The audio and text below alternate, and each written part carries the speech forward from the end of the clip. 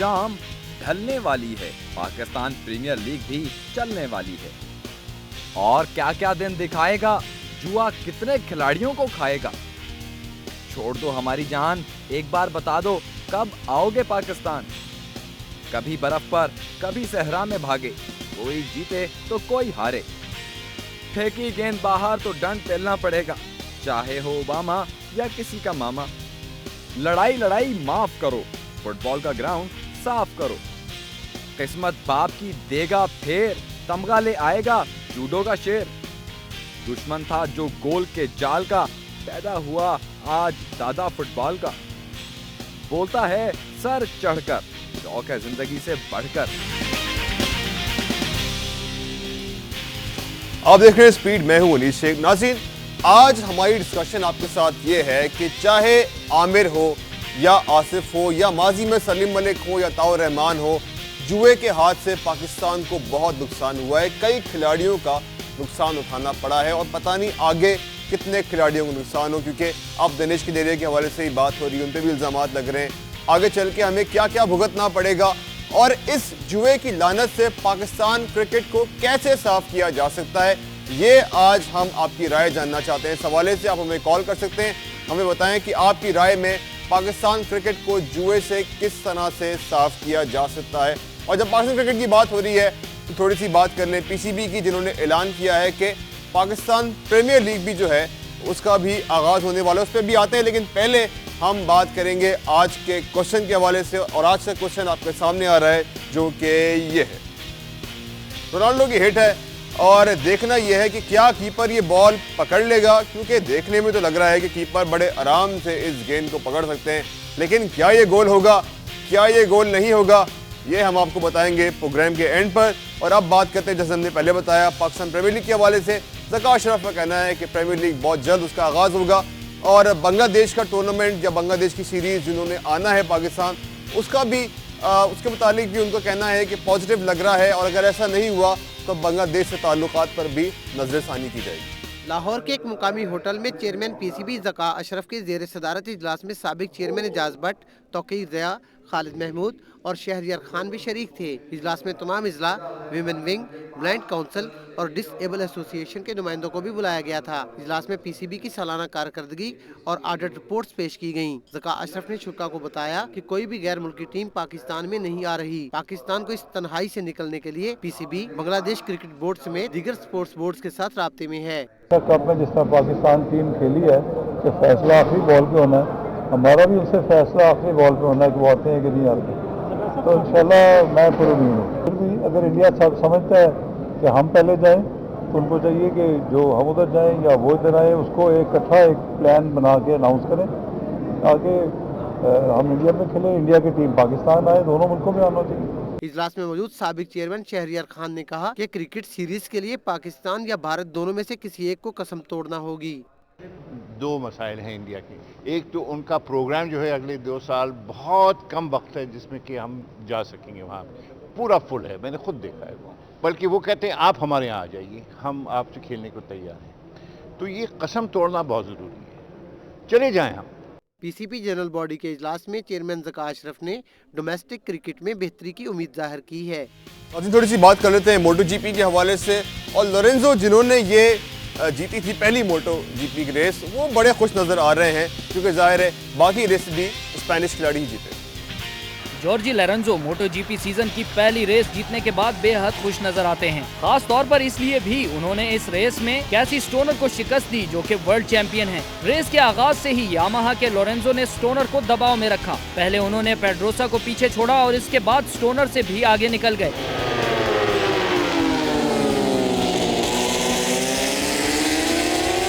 इसके बाद उन्होंने मुड़कर ना देखा और फिनिश लाइन तक अपनी बर्तरी बरकरार रखी।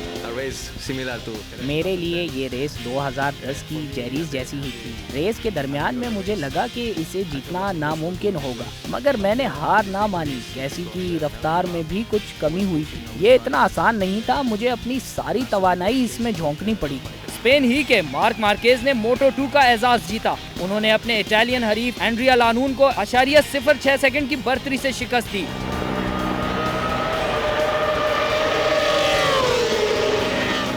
मोटो3 में भी स्पेन ही का पल्ला भारी रहा, जब म्यूरिक विनालेज ने रोमानो फेनाटी और सांद्रो कोर्सी को शिकस्त दे दी। नाज़रीन, एक लाइव कॉर्नर हमारे साथ मौजूद है, आइए उनसे बात करते हैं। खालिद हैं मदीना मुनव्वरा से, आइए उनसे बात करते हैं। जी खालिद, आप क्या कहना चाहेंगे, पाकिस्तान क्रिकेट से जुए का खात्मा कैसे मुमकिन है?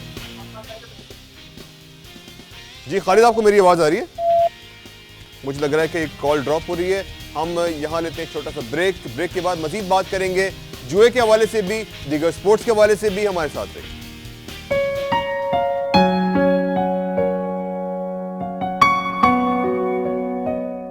क्या आप जानते हैं, हंगामा आराई की वजह से बर्तानिया के बादशाह एडवर्ड सोइम ने 1365 में फुटबॉल के खेल पर पाबंदी लगा दी थी।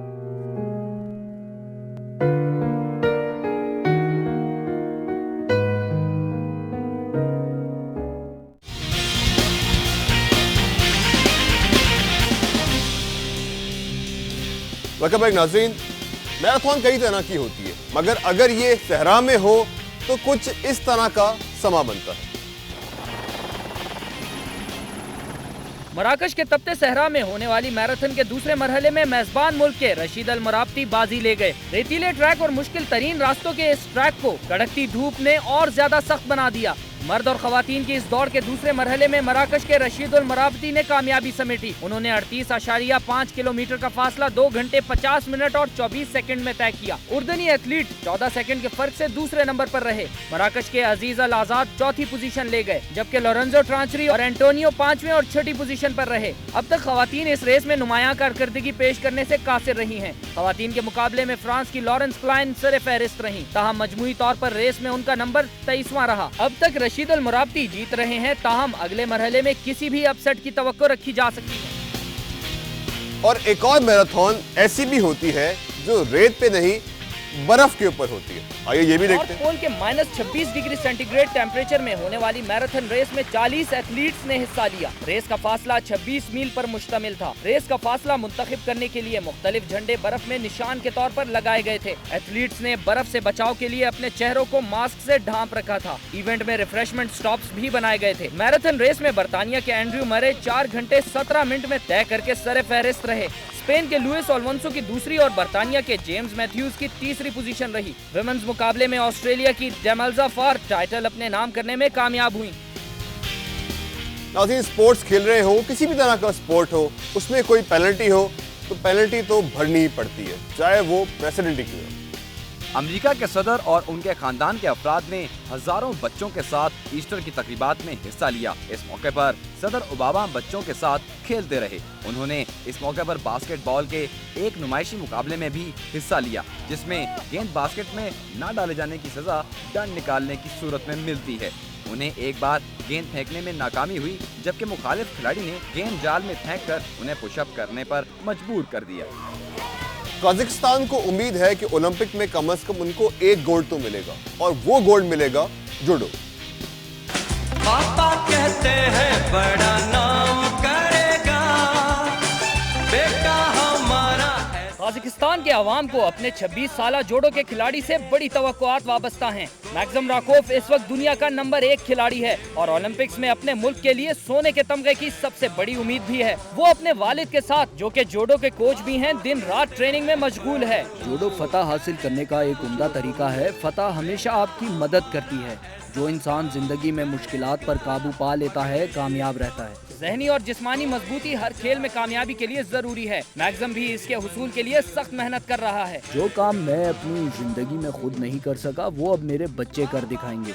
आखिरकार मैक्सम इस मुल्क का पहला जोडो का खिलाड़ी है जो आलमी चैंपियन बना। सिर्फ मेहनत की जरूरत है, कोई मंजिल दूर नहीं होती। ट्रेनिंग के दौरान प्रैक्टिस फाइट बहुत अहम है, जो खिलाड़ियों की तकनीक को बेहतर करने में मदद करती हैं। मैक्सम के प्रोग्राम में भी ये शामिल हैं। लोग समझते हैं कि खिलाड़ी बैरून मुल्क दौरों में मजे उड़ाते हैं, ऐसा नहीं है। हम सख्त ट्रेनिंग करते हैं। ताजिकिस्तान की आवाम को तवक्को है कि मैक्सम की ट्रेनिंग और मुशक्कत रंग लाएगी और वो इस ओलंपिक में तमगा जीतने में कामयाब होंगे। मगर अगर पाकिस्तान की बात की जाए तो बॉक्सिंग के हवाले से अगर देखें तो पाकिस्तान ओलंपिक में शिरकत नहीं कर सकेगा। अब आखिरी उम्मीद, ये खाली कहना चाहिए कि एक ही उम्मीद रह गई है पाकिस्तान के लिए ओलंपिक में, और वो है हॉकी।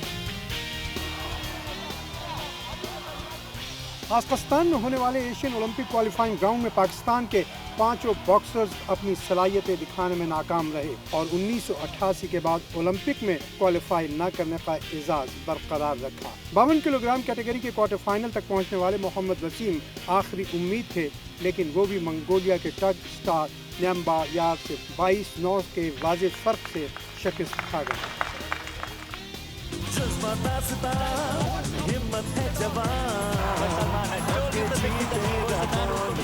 हॉकी टीम पहले ही चीन के शहर ग्वांगझू में होने वाली एशियन गेम्स जीतकर लंदन ओलंपिक्स के लिए क्वालिफाई कर चुकी है। इंजर्ड एसामुल हक के भी ओलंपिक्स में पहुंचने के चांसेस कम हो चुके हैं। क्वालिफाई करने वाली हॉकी टीम के अलावा स्विमिंग और एथलेटिक्स में वाइल्ड कार्ड मिलने की उम्मीद है। नाज़रीन, यहाँ लेंगे छोटा सा ब्रेक के वापस आते हैं, मजीद बात करते हैं, हमारे साथ रहेंगे।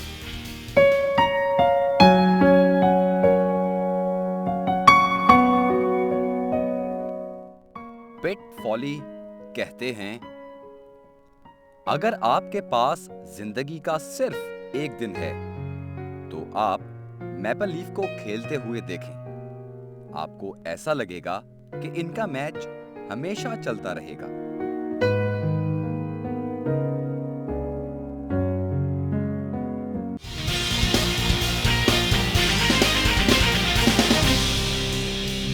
वेलकम बैक नाज़रीन। फुटबॉल का ग्राउंड कभी कभी कुश्ती का ग्राउंड मालूम होने लग जाता है।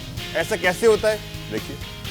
बोलिविया सिटी में यूनिवर्सिटैरियो और विल्स्टरमान के दरमियान होने वाला फुटबॉल मैच उस वक्त मैदान जंग बन गया जब दोनों टीमों के दरमियान मुकाबला 2-2 गोल से बराबर हुआ। यूनिवर्सिटैरियो की टीम के हिमायती इस बराबरी के फैसले को नामंजूर करते हुए हरीफ टीम के खिलाड़ियों को सबक सिखाने स्टेडियम के अंदर पहुंच गए, जिसके बाद विल्स्टरमान के खिलाड़ियों और रेफरी को पुलिस के पीछे सहारा लेना पड़ा। ताहम बात यहीं खत्म नहीं हुई। टीमों के जज्बाती मद्दाह सड़कों पर भी एक दूसरे के साथ लड़ते हुए नजर आए। पुलिस को लाठी चार्ज और आंसू गैस का इस्तेमाल करके मद्दाहों को भगाना पड़ा।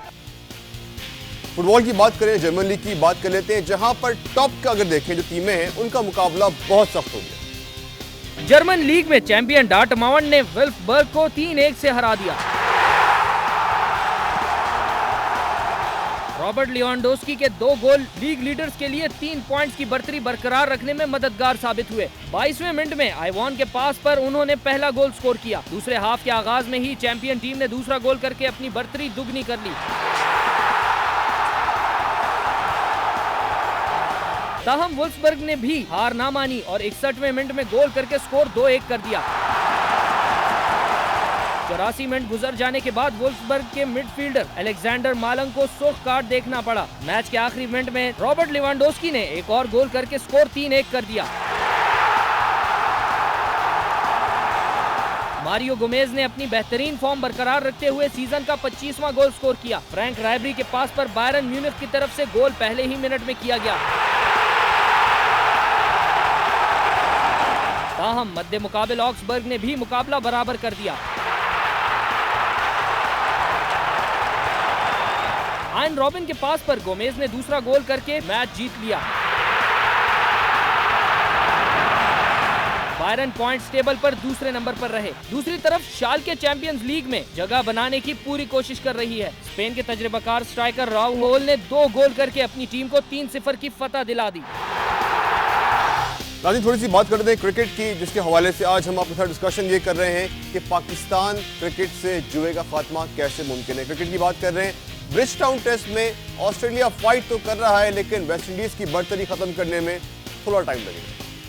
ब्रिजटाउन में जारी सीरीज के पहले टेस्ट में ऑस्ट्रेलिया ने बगैर किसी नुकसान के 44 रन के साथ तीसरे दिन का खेल शुरू किया। कप्तान माइकल क्लार्क ने 73 रन की इनिंग खेली। डेविड वार्नर 42 और शेन वॉटसन 39 रन के साथ दूसरे नुमायां बैट्समैन रहे। वेस्टइंडीज की जानिब से डैरन सिमी ने 2, किमार रोच और बिशु ने 1-1 विकेट हासिल की। इससे पहले शिव नारायण की शानदार सेंचुरी की बदौलत वेस्टइंडीज ने 9 विकेट पर 449 रन पर पहली इनिंग्स डिक्लेयर कर दी थी। नाज़रीन, बांग्लादेश के टूर के हवाले से जब बात होती है तो कोई ट्विटर के मैसेज की बात करता है, कोई सरकारी बयान की बात करता है। थोड़ा सा कंफ्यूजन है, समझ नहीं आ रहा कि दौरा बांग्लादेश किस तरफ जा रहा है।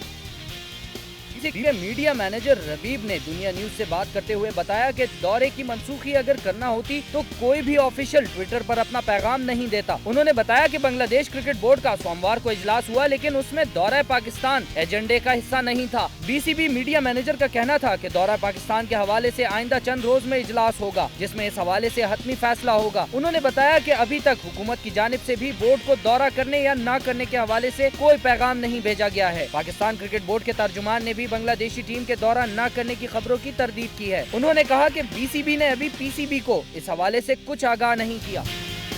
नाज़रीन, आज के दिन पैदा हुए रॉबर्टो कार्लोस। जो लोग फुटबॉल देखते हैं, फुटबॉल को जानते हैं, वो रॉबर्टो कार्लोस को भी जानते हैं। फ्री किक्स के हवाले से इस दिफाई खिलाड़ी को लोग हमेशा याद रखेंगे। ब्राजील और रियल मैड्रिड के मशहूर फुलबैक रॉबर्टो कार्लोस आज ही के दिन पैदा हुए। रॉबर्टो कार्लोस को सबसे तेज किक लगाने वाले फुटबॉलर के तौर पर याद किया जाता है। 1997 में फ्री किक पर फ्रांस के खिलाफ किया गया फुटबॉल की तारीख के चंद बेहतरीन गोलों में शुमार किया जाता है। दुनिया के बेहतरीन फुटबॉल क्लब रियल मैड्रिड के लिए वो 11 साल तक खेले। उनको चैंपियंस लीग के 100 से ज्यादा मैच खेलने का एजाज भी हासिल है। 2002 में वर्ल्ड कप जीतने वाली ब्राजील की टीम का हिस्सा भी रहे। नाज़रीन, आपसे एक सवाल हमने पूछा था प्रोग्राम के शुरू में, आइए आपको उसका जवाब दिखाते हैं। पहले सवाल देखें, फिर आपको उसका जवाब दिखाते हैं। सवाल ये था, ये रोनाल्डो की जो किक है, क्या ये कीपर इसको पकड़ने में कामयाब हो जाएंगे या नहीं होंगे? ये अभी आपको थोड़ी देर में इसका जवाब दिखा देते हैं। क्या रोनाल्डो की किक जो है इस पे गोल होगा या नहीं होगा? अब आपको इसका जवाब दिखाते हैं और इसका जवाब है नहीं। ये बड़ा ब्लंडर है जो कि कीपर ने किया था और वो आपके सामने है कि किस तरीके से रोनाल्डो जो है वो ये गोल करने में कामयाब हो गए। नाज़रीन, जाने से पहले video of the day. Oh no! Oh my goodness me! We've got a lunatic on the track down the Hanger Straight, 160 miles an hour. Well, what can you say? That is absolutely unbelievable. Oh no! Oh my goodness me! We've got a lunatic on the track down the Hanger Straight, 160 miles an hour. Well, what can you say? That is absolutely unbelievable.